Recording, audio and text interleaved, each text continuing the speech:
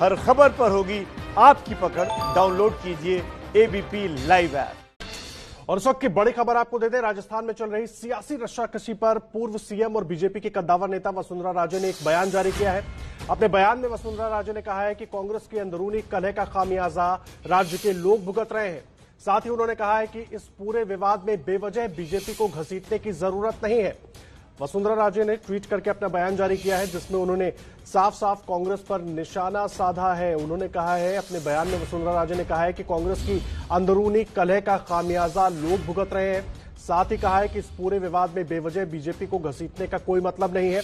ऐसे वक्त में जब राज्य में कोरोना के मामले लगातार बढ़ रहे हैं, टिड्डी दल का अटैक हो रहा है, खेती बर्बाद हो रही है, ऐसे वक्त में सरकार का ध्यान कहीं और है और इस सियासी रस्साकशी में, इस दलदल में बीजेपी का नाम लेना और बीजेपी के नेताओं के नाम लेना की कोई वजह नहीं है। बेवजह घसीटा जा रहा है। मनीष शर्मा जुड़ गए इस वक्त हमारे साथ। मनीष, इंतजार हो रहा था वसुंधरा राजे की चुप्पी तोड़ने का, उन्होंने अपना बयान जारी किया है, कैसे देखें इसको?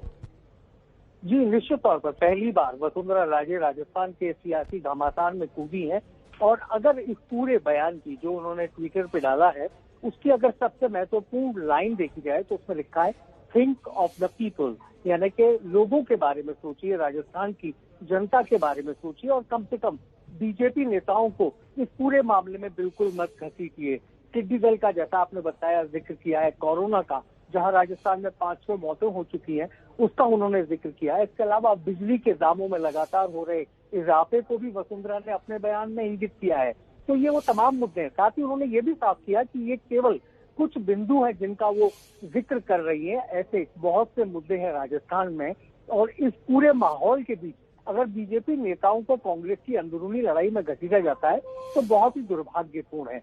तो बहुत अहम बयान इस वक्त वसुंधरा राजे का जो पहली मर्तबा सामने आया है। जी आगे मनीष, बहुत सारे सवाल उठ रहे थे वसुंधरा राजे की चुप्पी पर कि हर तरफ से ये बातें हो रही थी कि अब तक उनकी तरफ से इस पूरे विवाद पर कुछ क्यों नहीं कहा गया, क्योंकि कांग्रेस जिस तरह से बीजेपी पर लगातार हमलावर हो रही थी इस पूरे सियासी संकट को लेकर, ऐसे में उन पर अब रोक लगेगी?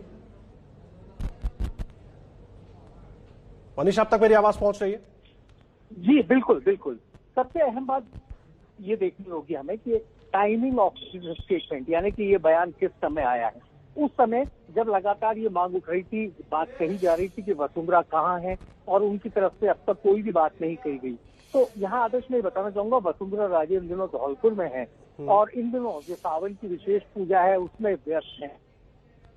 उन्होंने उनसे बात भी की और पूरे मामले को लेकर उनसे जयपुर आने का आग्रह भी किया। खुद नेता प्रतिपक्ष गुलाब चंद कटारिया ने भी ये बात कही कि मेरी उनसे बात हुई है और उनको हम बुलवा रहे हैं। उन्होंने ये कहा है कि लगेगा कि उनकी जरूरत है, निश्चित तौर पर वो आएंगी। लेकिन ट्विटर के जरिए अपनी बात को उन्होंने रखा है और सबसे अहम बात कि उन्होंने कहा कि बीजेपी नेताओं का नाम इस तरीके से लिया जाना ठीक नहीं है। जी आदेश। जी मनीष, बहुत धन्यवाद आपका इस पूरी जानकारी के लिए। मनीष शर्मा हमारे साथ जुड़े हुए थे। तो वसुंधरा राजे, लगातार इंतजार हो रहा था कि उनकी तरफ से इस पूरे जो रस्साकशी सियासी चल रही है उस पर क्या कहा जाएगा और उन्होंने अपनी चप्पी तोड़ी है।